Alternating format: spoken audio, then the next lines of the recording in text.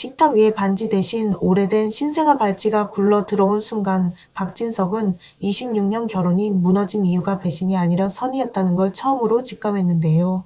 박성재와 수빈의 상견례 겸 약혼자리였고 고성이는 그날도 완벽하게 정리된 사람처럼 움직였어요. 고성이는 접시 위치를 한 번, 물컵 각도를 한 번, 사람들의 표정을 한 번씩 훑어보면서 분위기를 조율했는데요. 그 조율이란 게 참 묘했습니다. 다들 편해지는 게 아니라 다들 실수하지 않게 되는 조율이었거든요. 박진석은 고성이가 그렇게 분위기를 잡을 때마다 마음이 한쪽에서 이상하게 식었고요. 편안해서 식는 게 아니라 숨을 덜 쉬게 돼서 식는 느낌이었습니다. 수빈은 말을 많이 하지 않았습니다. 며느리 될 사람이 과하게 웃거나 점수 따려 애쓰거나 그런 분위기가 아니었어요. 수빈은 오히려 너무 차분해서 박성재의 손끝이 자꾸 수빈 쪽으로 붙어 있었는데요. 박성재는 수빈이 여기서 흔들리면 이 집은 다시 고성이의 리듬으로만 굴러갈 걸 알고 있었습니다. 그래서 박성재는 붙잡고 싶은 마음이랑 지금 이 자리로 끌어들인 죄책감이 동시에 올라오고 있었어요. 그때 초인종이 울렸습니다. 늦은 시간 배송이었고 봉투 하나가 들어왔는데요. 주소도 발신자도 없고 딱 한 줄만 적혀 있었습니다. 선의로 시작된 것만큼 선의로 끝내라. 박진석은 그 문장을 보는 순간 얼굴 근육이 굳었습니다. 박진석은 그 말투를 알고 있었거든요. 오래전 박진석이 딱 한 번 누군가를 살리려다 자기 인생의 방향이 틀어진 그 밤을 떠올리게 하는 말투였습니다. 봉투 안에는 사진 한 장과 낡은 신생아 발찌가 있었습니다. 발찌에는 이름이 또렷하게 적혀 있었어요. 지은호 그리고 보호자 칸에 아주 작은 글씨로 고성이의 이름이 남아 있었습니다.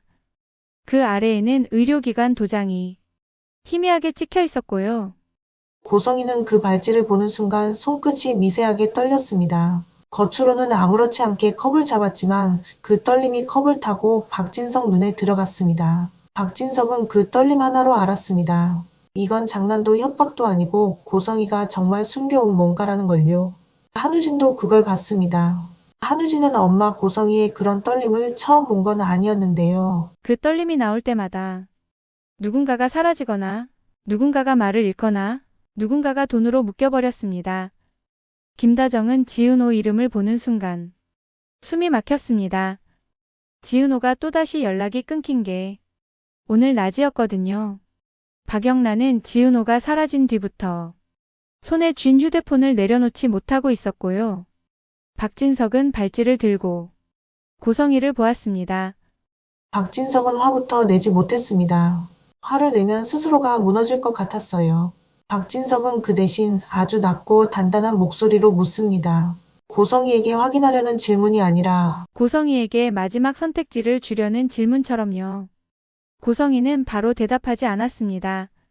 고성이는 늘 그랬습니다. 진실을 말하느냐, 마느냐가 아니라 진실을 말해도 내가 이길 수 있느냐부터 계산했습니다. 수빈이 그때 아주 조용히 입을 열었습니다. 수빈은 그 발찌를 처음 보는 사람처럼 놀라는 표정이 아니었어요. 수빈은 이미 알고 온 사람처럼 그리고 그걸 확인하는 사람처럼 고개를 살짝 숙였습니다. 수빈은 박진석과 고성이를 번갈아 보면서 더 이상 장식되지 않은 문장으로만 사실을 올려놓았습니다. 26년 전 한 산부인과에서 고성이 이름으로 보호자 등록이 된 아이가 있었고 그 아이 기록이 중간에 삭제되었고 삭제된 기록과 함께 같은 날 같은 시간에 정보아의 이름이 주변에서 사라졌다고요. 여기서 박진석의 심장이 이상하게 느려졌습니다. 박진석은 정보아라는 이름을 듣자마자 본능적으로 기억을 닫아버리는 사람이었습니다. 결혼식 날 사라졌다고, 나를 버렸다고 그렇게 정리해 놓아야만 박진석은 고성이와 살 수 있었거든요. 그런데 오늘은 그 정리된 기억이 발찌 하나 때문에 다시 벌어졌습니다. 박진석은 내가 사랑한 여자는 누구였나 같은 감정적인 질문을 하기 전에 더 무서운 질문이 먼저 올라왔습니다. 내가 지키려고 했던 게 사랑이 아니라 선이라는 변명이었나라는 질문이요. 고성이는 그제야 고개를 들었습니다. 고성이는 눈빛을 곱게 만들었고 그 눈빛에는 자신만의 논리가 들어 있었습니다. 고성이는 평생 자기가 나쁜 사람이 아니라 어쩔 수 없던 사람이라고 믿으며 살아온 사람이었거든요. 고성이는 그 논리를 가족 앞에서 다시 세우려 했습니다. 그런데 수빈이 먼저 고성이가 제일 싫어하는 단어를 꺼냈습니다. 보호였죠. 수빈은 고성이를 몰아붙이는 말투가 아니었습니다. 오히려 인정하는 말투였습니다. 그래서 더 잔인했습니다. 누군가를 살리려고 했던 보호. 박진석을 살리고 정보아를 살리고 아이를 살리려고 했던 보호. 그 말이 박진석 가슴을 찢었습니다. 박진석은 고성이가 아기로 다 망쳤다면 차라리 미워하고 끝내면 된다고 생각했는데요. 지금은 그게 아니었습니다. 모든 비극이 선의에서 시작됐다면 박진석은 누구를 탓해야 할지조차 흐려집니다. 그리고 흐려지는 순간 사람은 다시 묶입니다. 박진석은 그게 제일 무서웠습니다. 이 집이 지금까지 버텨온 방식이 바로 그거였거든요. 그래도 그때는 살리려고 했던 거야 라는 말로 모든 상처가 묻혔습니다. 박성재는 얼굴이 창백해졌습니다. 박성재는 고성이를 새어머니로 받아들이며 살았지만 그 과정에서 박성재는 늘 한 가지를 견뎠습니다. 고성이가 선을 넘을 때마다 그래도 가족을 지키려는 거겠지라고 스스로를 속이는 일이요. 그런데 지금 그 가족을 지키려는 선의가 사실은 누군가의 인생을 통째로 바꾼 시작점이었다면 박성재는 자신이 고성이에게 끌려온 지난 시간이 전부 오염된 느낌이 들었습니다.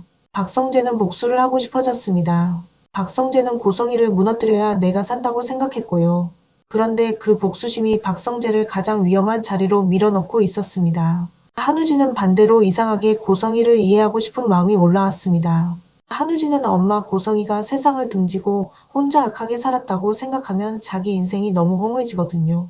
차라리 엄마 고성이가 누군가를 살리려다 잘못된 길로 들어섰다고 믿으면 한우진은 아직 엄마를 놓지 않아도 된다고 느낍니다.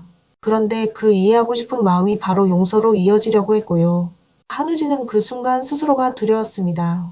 용서라는 말은 따뜻하지만 이 집에서 용서는 늘 다시 침묵하자로 번역됐으니까요. 김다정은 그 사이에서 지은호를 떠올렸습니다. 지은호가 왜 그렇게 텅 빈 눈을 하고 돌아왔는지, 왜 자꾸 사라지는지, 왜 박영라의 웹툰 하나에 생사가 걸리는지 조각들이 맞아 들어가기 시작했습니다. 지은호의 시작이 고성이의 선이라면 지은호의 상처도 선의의 후유증입니다. 남을 살리려고 숨긴 비밀이 결국 그 아이를 평생 불안으로 살게 했을 테니까요.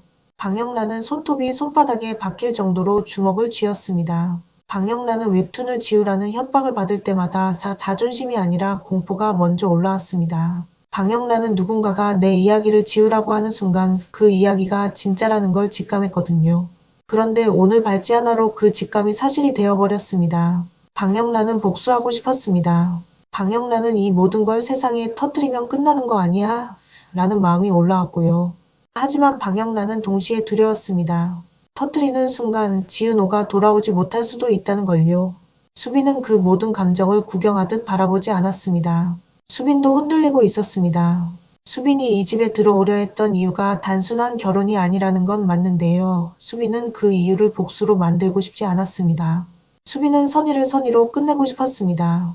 그런데 선의를 선의로 끝낸다는 게 얼마나 어려운지 수빈은 이미 알고 있었습니다. 선의를 선의로 끝내려면 누군가를 용서해야 하는 것처럼 보이기도 하고 누군가에게 복수해야만 끝나는 것처럼 보이기도 하니까요. 둘 다 함정인데요.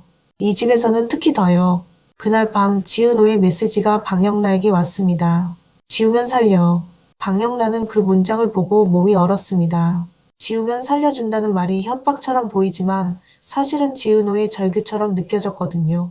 지은호는 누군가에게 살려달라는 말을 못하는 사람이라서 대신 누군가를 살려달라고 협박하는 사람이 되어버린 것처럼 보였습니다. 김다정은 그 메시지를 보고 지은호가 어디 있는지 바로 찾아야 한다고 판단했는데요. 이때부터 이야기는 사랑이나 고백이 아니라 포기선으로 달려가기 시작합니다. 누가 무엇을 포기하느냐로요. 박진석은 그 밤에 혼자 서류를 꺼냈습니다. 이혼 서류가 아니었습니다. 사임서와 포기각서였습니다. 박진석은 그 종이를 보는 순간 이상하게 숨이 쉬어졌습니다. 박진석이 지금까지 붙잡아 온 건 고성이가 아니라 내가 지켜야 한다는 자만이었을 수도 있거든요. 박진석은 그 자만을 내려놓아야 누군가가 살 수 있다고 생각했습니다. 그래서 박진석은 결심합니다. 고성이를 용서하지도 고성이에게 복수하지도 않겠다고요. 그 대신 박진석은 박진석이라는 자리를 내려놓겠다고요. 고성이가 집착하는 건 감정이 아니라 자리였고 박진석이 내려놓으면 고성이의 무기가 하나 사라질 테니까요. 하지만 문제는 이 집에서 용서도 복수도 안 하는 결심이 가장 오해받기 쉽다는 겁니다. 고성이는 박진석이 사임서를 들이밀자 오히려 더 차가워졌습니다. 고성이는 그걸 화해로 받아들이지 않았습니다. 고성이는 그걸 배신으로 받아들였습니다. 고성이는 박진석이 소리를 지르고 고성이를 미워하고 끝까지 붙잡고 싸우길 원했습니다. 그래야 고성이는 이건 사랑 싸움이라고 포장할 수 있으니까요. 그런데 박진석이 그냥 내려놓아 버리면 고성이는 처음으로 내가 한 일이 사랑이 아니라 소유였나라는 질문을 마주하게 됩니다. 고성이는 그 질문을 견디지 못하는 사람이었습니다. 박성재는 그 사이에 다른 선택을 합니다. 박성재는 복수를 선택합니다. 박성재는 고성이를 무너뜨리겠다고 마음먹었고요. 박성재의 복수는 정의로 포장됐지만 사실은 박성재 자신이 너무 오래 억눌려서 터져나온 분노였습니다. 박성재는 고성이가 무너지면 내가 살 것 같았는데요. 복수는 늘 그렇습니다. 상대가 무너지기 전에 내가 먼저 무너진다는 걸 복수하는 사람은 마지막에야 알게 됩니다. 한우진은 또 다른 선택을 합니다. 한우진은 용서를 선택하려고 합니다. 엄마 고성이가 선의로 시작했다면 한우진은 그 선의를 믿고 싶었습니다. 그런데 한우진이 용서를 선택하는 순간 고성이는 다시 한우진을 방패로 세우려 합니다. 고성이는 한우진에게 넌 이해해 주지라는 표정을 던졌고 한우진은 그 표정을 보는 순간 깨닫습니다. 용서는 여기서 사랑이 아니라 통제의 연장이 될 수 있다는 걸요. 김다정은 지은호를 구하려고 뛰기 시작합니다. 김다정은 복수를 선택하지 않습니다. 김다정은 고성이를 미워할 시간도 지은호를 탓할 시간도 없었습니다. 김다정은 다만 한 가지를 반복했습니다. 살아야 한다는 생각이요. 박영라도 결국 움직입니다. 박영라는 웹툰을 지우지 않기로 마음먹는데요. 그건 복수라기보다 생존을 위한 기록이었습니다. 박영라는 지워버리면 다시는 누구도 이 이야기를 기억하지 못할 것 같았거든요. 지우지 않는 건 공격이 아니라 버티는 일이었습니다. 결국 모두가 한 장소로 모이게 됩니다. 26년 전 비밀 기록이 보관돼 있다는 오래된 창고, 조웅의 여사가 마지막까지 손을 대지 않고 장가둔 금고가 있는 곳이었습니다. 조웅의 여사는 살아있을 때 늘 선의는 기록이 없으면 변명이 된다는 말을 남기던 사람이었고요. 그 금고 안에는 아이 기록, 보험 서류, 사고 장부, 그리고 정보화가 사라지게 된 경로가 동시에 묶여 있었습니다. 누가 꺼내느냐에 따라 누군가는 감옥으로 가고 누군가는 사회적으로 죽고 누군가는 다시 태어날 수도 있는 종이들이었죠. 고성이는 그 금고를 열려는 사람들을 막으려 합니다. 고성이는 악인의 얼굴로 막지 않습니다. 고성이는 끝까지 선의를 얼굴로 씁니다. 박진석을 지키려 했고 아이를 지키려 했고 가족을 지키려 했다고 말하면서요. 그런데 그 선의가 너무 오래 이어져서 이제는 선의가 아니라 독이 되어 있었고 그 독이 지은호를 계속 사라지게 만들었습니다. 지은호는 그 창고 어딘가에 있었습니다. 지은호는 살아 있었는데요. 살아있는 방식이 너무 위태로웠습니다. 지은호는 엄마 고성이를 용서할 수도 없고 엄마 고성이에게 복수하면 자기 인생이 더 망가질 것 같아서 그 사이 어딘가에서 계속 흔들렸습니다. 지은호는 그 흔들림 때문에 더 위험해졌고요. 사람은 용서와 복수 사이에서 흔들릴 때 가장 쉽게 무너집니다. 마음이 어느 쪽에도 착지하지 못하니까요. 여기서 수빈이 마지막 선택을 합니다. 수빈은 금고 앞에서 멈춥니다. 수빈은 박성재의 분노도 한우진의 이해도 박진석의 포기도 고성이의 선의도 김다정의 절박함도 다 봤습니다. 수빈은 그 모든 걸 보고도 한 가지를 붙잡지 않습니다. 수빈은 누군가를 용서하지 않습니다. 왜냐하면 용서하는 순간 이 집과 다시 연결되기 때문입니다. 수빈은 누군가에게 복수하지도 않습니다. 복수하는 순간 이 집과 평생 싸우며 살게 되기 때문입니다. 수빈은 그 둘을 다 거절합니다. 수빈은 이 집의 서사 자체를 거절합니다. 수빈은 이미 금고, 문서, 사본을 따로 맡겨두었고 필요한 곳에 전달되게 해두었습니다. 누군가를 벌주기 위해서가 아니라 더는 누구도 협박당하지 않게 하기 위해서요. 수빈이 한 건 감정의 결론이 아니라 구조의 차단이었습니다. 수빈은 박성재에게도 아무 약속을 하지 않습니다. 수빈은 고성이에게도 어떤 판결을 내리지 않습니다. 수빈은 박진석에게도 위로를 주지 않습니다. 수빈은 그 대신 창고 문 앞에 선을 긋듯이 돌아섭니다. 그게 수빈의 포기선이었습니다. 떠나는 포기선요. 이 집의 모든 사람은 붙잡는 포기선을 했는데요. 수빈만 떠나는 포기선을 했습니다. 그리고 그 차이가 결말을 갈라버립니다. 박성재는 끝까지 안으로 들어갑니다. 박성재는 복수를 멈추지 못합니다. 한우진은 끝까지 안으로 들어갑니다. 한우진은 엄마를 끝까지 이해하려다 자기 자신을 잊습니다. 박진석은 끝까지 안으로 들어가려 합니다. 박진성은 포기했는데도 마음이 남아서 돌아오려 합니다. 고성이는 끝까지 안으로 들어갑니다. 고성이는 선의를 증명하려다 그 선의가 사실은 죄였음을 마주합니다. 김다정은 지은호를 붙잡으려 뛰어듭니다. 김다정은 누군가를 살리려다 자기 목숨을 잃을 뻔합니다. 방영란은 기록을 지키려다 그 안에 갇힙니다. 지은호는 엄마 고성이를 향한 분노와 이해 사이에서 결국 가장 위험한 선택을 합니다. 누군가를 처벌하려는 것도 아니고 누군가를 용서하려는 것도 아닌 그저 모든 걸 끝내겠다는 선택이요. 불은 아주 작은 불씨로 시작됩니다. 누군가 종이를 찍고 누군가 라이터를 켜고 누군가 전기선을 건드립니다. 다들 의도는 다릅니다. 누군가는 복수로, 누군가는 보호로, 누군가는 절망으로, 누군가는 구원으로요. 그런데 불은 의도를 구분하지 않습니다. 불은 그냥 번집니다. 그게 이 이야기의 잔인함이었습니다. 선의로 시작한 비극은 마지막에도 선의처럼 보이는 선택들로 불을 키웁니다. 창고 밖으로 나온 사람은 결국 수빈뿐이었습니다. 수빈은 누구를 용서하지도 않았고 누구에게 복수하지도 않았습니다. 수빈은 안에서 울리는 비명과 발소리를 들었는데요. 발걸음을 멈추지 않았습니다. 멈추면 다시 끌려 들어갈 걸 알고 있었거든요. 수빈은 119에 신고를 했고 필요한 연락을 남겼고 그 뒤에는 더 이상 개입하지 않았습니다. 차가운 사람이라서가 아니라 그게 유일하게 살아남는 방식이라서요. 이 집에서는 누군가를 용서해도 죽고 누군가에게 복수해도 죽습니다. 끝까지 남아있으면 다 죽고요. 살아남는 사람은 그 서사의 먹이가 되지 않기로 선택한 사람뿐이었습니다. 다음날 뉴스에는 화재라고만 나옵니다. 사람들은 또 가십처럼 이야기하겠죠. 재벌가, 비밀, 스캔들 그런 단어들로요. 그런데 수빈이 기억하는 건 단 하나였습니다. 모든 비극의 시작이 선의였다는 사실, 그리고 그 선의를 끝까지 들고 있던 사람들이 결국 선의의 목이 졸렸다는 사실입니다. 수빈은 용서도 복수도 하지 않았기 때문에 살아남았고, 살아남았기 때문에 다시는 그 선의의 이름으로 누군가를 다치게 하지 않겠다고 마음먹습니다. 그게 이 결말의 가장 잔인한 진실이었는데요. 용서도 복수도 하지 않은 사람만 살아남는다는 건 착한 사람이 산다는 말이 아니었습니다. 그저 끝까지 이야기 안으로 들어가지 않은 사람만 산다는 말이었습니다.